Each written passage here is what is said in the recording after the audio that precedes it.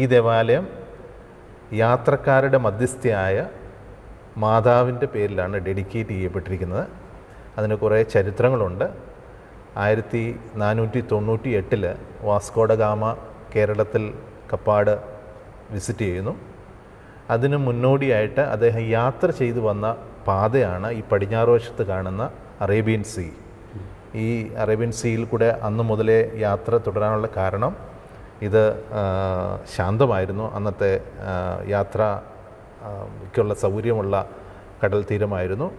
ഇപ്പോഴും ഇത് ഏറ്റവും പ്രശസ്തമായ കപ്പൽ വോയേജ് നടക്കുന്ന ഒരു റൂട്ടാണിത്. വെസൽസ് എല്ലാം റൂട്ട് ചെയ്യുന്നു. പല വെസൽസും ഇപ്പോഴും ആങ്കർ ചെയ്യുന്ന അവിടെയാണ്.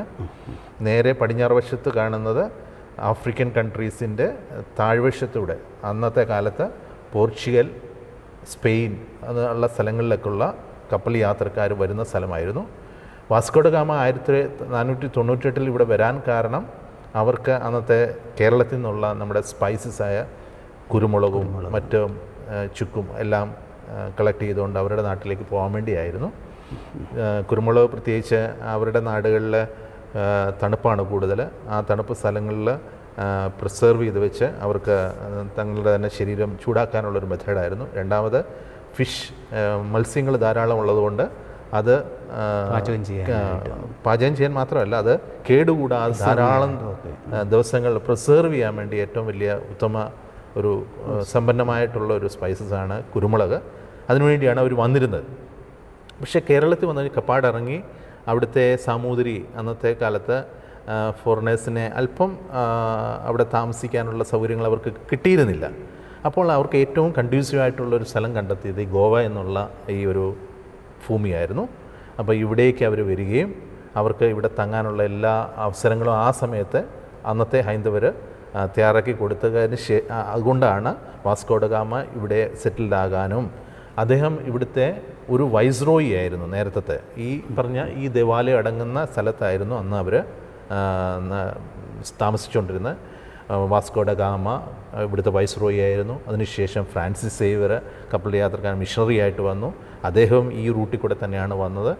പിന്നെ കേരളവുമായിട്ട് ബന്ധപ്പെട്ടുള്ളതൊരു കരിയാറ്റിൻ മെത്രാപ്പൊലിത്തയെക്കുറിച്ച് പറയപ്പെടാറുണ്ട്. കരിയാറ്റിൻ മെത്രാപ്പൊലിത്ത അന്നത്തെ കാലത്ത് റോമിലേക്ക് യാത്ര ചെയ്യുമ്പോൾ ഓർഡർ മേടിക്കാൻ പോകുന്നത് പോർച്ചുഗൽ വഴിയാണ്. അന്ന് പോർച്ചുഗലിൻ്റെ രാജ്ഞിയായിരുന്ന ക്യൂൻ ആണ് അദ്ദേഹത്തിന് റോമിൻ്റെ പത്രം, അതായത് സിറോ മലബാർ സഭയ്ക്ക് വേണ്ടി തങ്ങളെ അവരോധിച്ചിരുന്ന കത്ത് കൈമാറുന്നത് അവിടെ വെച്ചാണ്. അതൊക്കെ വാങ്ങിച്ചുകൊണ്ട് അദ്ദേഹം അവർ തിരിച്ച് കരിയാറ്റിൻ മെത്രാപ്പൊലിത്തയും കൂടെ തോമാ കത്തനാരും ഇവിടെ വന്നു, ഗോവയിൽ വന്നു. അന്നത്തെ പോർച്ചുഗലിൻ്റെ ആ പ്രത്യേക സാഹചര്യം അനുസരിച്ച് അവർക്ക് കേരളത്തിലേക്ക് എത്താപ്പെടാൻ പറ്റിയില്ല. അവരെ ഇപ്പോൾ എക്സ്പോസിഷൻ നടക്കുന്ന ഫ്രാൻസിസ് സേവ്യറിൻ്റെ പുണ്യ അഴുകാത്ത ശരീരം വെച്ചിരിക്കുന്ന അതേ ആ സേ കത്തീഡ്രലിലാണ് കരിയാറ്റിൻ മെത്രാപ്പൊലി മരണമടയുന്നതും അദ്ദേഹത്തെ അടക്കം ചെയ്യപ്പെട്ടത്. പിന്നീട് എൻ്റെ അറിവ് ശരിയാണെങ്കിൽ 1932 37 അലക്സാണ്ടർ മെത്രാപ്പൊലിത്ത, നമ്മുടെ കോട്ടയം രൂപതയിലുണ്ടായിരുന്ന മെത്രാപ്പൊലിത്ത, അവിടെ എന്തോ ശുശ്രൂഷ നടക്കുമ്പോൾ ധൂപക്കുറ്റിയിൽ നിന്ന് വീണ തീ അൽത്താരിൽ കണ്ടപ്പോൾ അവിടെയാണ് ശവശരീരം അടക്കിയിരിക്കുന്നത് കണ്ടെത്തുകയും പിന്നീട് അതിന് മോർട്ടൽ റിമെയിൻസ് ആലങ്ങാട്ടുള്ള പള്ളിയിൽ കൊണ്ട് പ്രതിഷ്ഠിക്കുകയൊക്കെ ചെയ്തത്. കൂടെ ഉണ്ടായിരുന്ന തോമാ കത്തനാർ അദ്ദേഹം രക്ഷപ്പെട്ടു. അദ്ദേഹത്തിന് കേരളത്തിലേക്ക് തിരിച്ചെത്താൻ പിന്നീട് യാത്രാ വിവരണമൊക്കെ തയ്യാറാക്കുകയൊക്കെ ചെയ്തു. അങ്ങനെ ഒരു ചരിത്രമടങ്ങിയൊരു പള്ളിയാണിത്. ഇപ്പോഴും ഇവിടെ കുർബാനകൾ നടക്കുന്നുണ്ട്.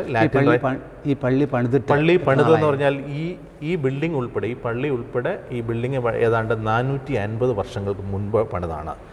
ഇപ്പോഴും അതേ പഴയ സ്ട്രക്ചറിലാണ്. മൊസംബിക് എന്ന് പറയുന്ന സ്ഥലമാണ് ആഫ്രിക്കൻ കൺട്രിയിൽ. അവിടുന്ന് കൊണ്ടുവന്ന ഈട്ടിത്തടികൾ, പഴയ തടികളാണ് ഇവിടെ ഇപ്പോഴും ഉപയോഗിച്ചത്. നിങ്ങൾക്ക് കാണാം, ഈ കാണുന്ന ദൃശ്യമാകുന്ന പോലെ പഴയ തടികൾ, പഴയ ചട്ടക്കൂടുകളൊക്കെയാണ് ഇവിടെ എല്ലാം നിർമ്മിക്കപ്പെട്ടിരിക്കുന്നത്. പോർച്ചുഗീസുകാരുടെ കാലത്ത് കൊണ്ടുവന്ന എല്ലാ സാമഗ്രികളും അവിടുന്ന് കൊണ്ടുവന്ന സാമഗ്രികൾ, അവിടുന്നല്ല, പോർച്ചുഗലിൽ നിന്നല്ല, അവർക്ക് ആഫ്രിക്കൻ കൺട്രീസിൽ അവിടെ സുലഭമായിട്ട് തടിയും മറ്റു ഉരുപ്പടികളും ഒക്കെ ഉണ്ടായിരുന്നതുകൊണ്ട് അവിടുന്ന് കപ്പൽ മാർഗം തന്നെ അവർ കൊണ്ടുവന്ന് നിർമ്മിച്ച ഇതാണ്, കെട്ടിടമാണ്. നമ്മുടെ കേരളത്തിലെ മുല്ലപ്പെരിയാർ നിർമ്മിച്ച പോലെ സുർക്കി ഇതുകൊണ്ടാണ് ഇപ്പോഴും പുല്ല്. ഇതിൻ്റെയൊക്കെ വലിപ്പം നോക്കിക്കഴിഞ്ഞാൽ തന്നെ കാണാൻ പറ്റും. അതിന് ഒത്ത നടുവായിട്ട് കാണുന്ന ഏറ്റവും മേളിൽ കാണുന്ന മദർ മേരി ഡെഡിക്കേറ്റ് ചെയ്തിരിക്കുന്നത് ഈ വോയേജ് മദർ മേരി ആയിട്ടാണ്. കേപ്പ് എന്ന് പറഞ്ഞുള്ള പേരിലാണ് ഈ പോർച്ചുഗൽ ലാംഗ്വേജിൽ അറിയപ്പെടുന്നത്. ആ മാതാവിനാണ് ഡെഡിക്കേറ്റ് ചെയ്യപ്പെട്ടിരിക്കുന്നത്. അന്നത്തെ കാലത്ത് കപ്പൽ യാത്രക്കാർക്കൊക്കെ ആശ്രയമായിരുന്നു ഈ മാതാവിൻ്റെ തിരുസ്വരൂപവും മറ്റു കാര്യങ്ങളും. ഒത്ത നടുവിൽ കാണുന്ന ആ ക്രൂസിഫിക്സ്, പിന്നെ ഇവിടെ കാണുന്നത് ഇൻഫൻറ്റ് ജീസസിൻ്റെ ഒരു പടം. പിന്നെ മാതാവിനോടുള്ള ഭക്തി കൂടുതൽ കാരണം രണ്ട് സൈഡിലും മാതാവിനെ തന്നെയാണ് പ്രതിഷ്ഠിക്കപ്പെട്ടിരിക്കുന്നത്.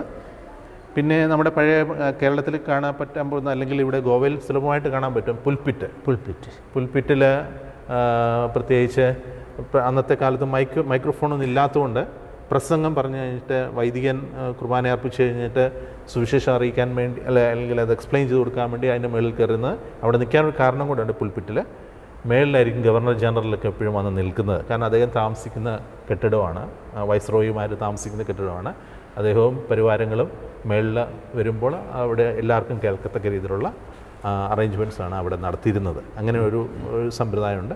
ഈ തടികളെല്ലാം അതേ പഴയ തടികളാണ്. പിന്നെ ഇവിടെ ചരിത്രം ഉണങ്ങുന്ന ഒരു സ്ഥലം കൂടിയാണ്. കാരണം ഡോണ പോള എന്ന് പറയുന്ന ഒരു ലേഡിയുടെ, ഒരു പ്രിൻസസിൻ്റെ ശവകുടീരമാണ് ഇത്.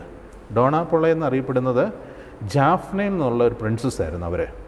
അവർ പോർച്ചുഗൽകാരിലെ ഒരു വൈസ്രോയി ഡോണാപോളയിൽ അദ്ദേഹത്തെ ഭാര്യയായി സ്വീകരിക്കുകയും, ആ ഡോണാപോള ജാഫ്നയിൽ നിന്നുള്ളത് കൊണ്ട് തന്നെ ഈ ഗോവ അടങ്ങുന്ന ഈ നല്ലൊരു ശതമാനം ഭൂമിയും ഇവരുടെ അധീനതയിലായിരുന്നു.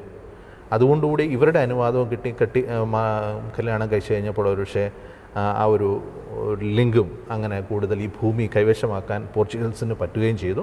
അപ്പോൾ അവരുടെ മരണപ്പെട്ടപ്പോൾ അവരെ ശവടക്കിരിക്കുന്ന ശവകുടീരമാണ്. അവരുടെ ബന്ധുക്കളുടെ മറ്റ് ശവകുടീരങ്ങളാണ് വോൾട്ടാണ്. നമ്മുടെ നാട്ടിൽ പോലെ വോൾട്ട്, ഇതിൻ്റെ ഭിത്തിയുടെ വലുപ്പം നോക്കിക്കഴിഞ്ഞാൽ അറിയാം. ആ ഒരു വോൾട്ട് വെക്കാൻ തരുവത്തിന് വലിയൊരു ഒരു വലിപ്പമുണ്ട്. അങ്ങനെ പല അവരുടെ ബന്ധുക്കളെ അടക്കിയിരിക്കുന്ന സ്ഥലങ്ങളാണിത്. എഴുതിയിരിക്കുന്ന രേഖകളെല്ലാം പോർച്ചുഗൽ ലാംഗ്വേജിലാണ്. അവിടെ നോക്കിക്കഴിഞ്ഞാൽ അവിടെ ഒരു പ്ലേക്കുണ്ട്. ആ പ്ലേക്കിനകത്ത് എഴുതിയിട്ടുണ്ട് 1612.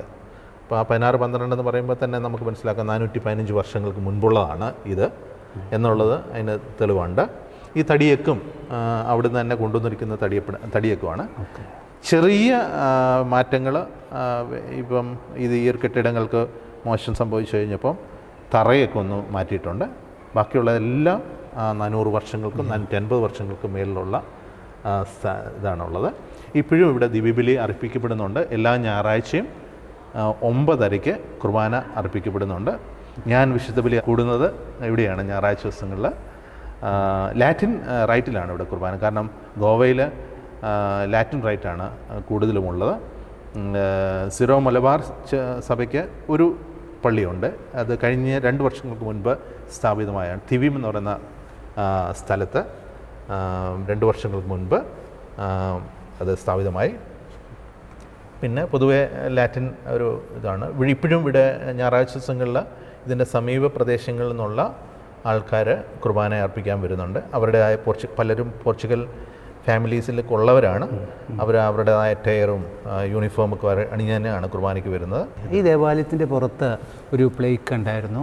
അതിൽ മാർത്തോമാ കുരിശിനെ കുറിച്ചുള്ള വിവരണം കൊടുത്തിട്ടുണ്ട്. എന്താണ് അതിൻ്റെ ചരിത്രം? അത് ഇങ്ങനെ പറയപ്പെടുന്നത് ഇങ്ങനെയാണ്.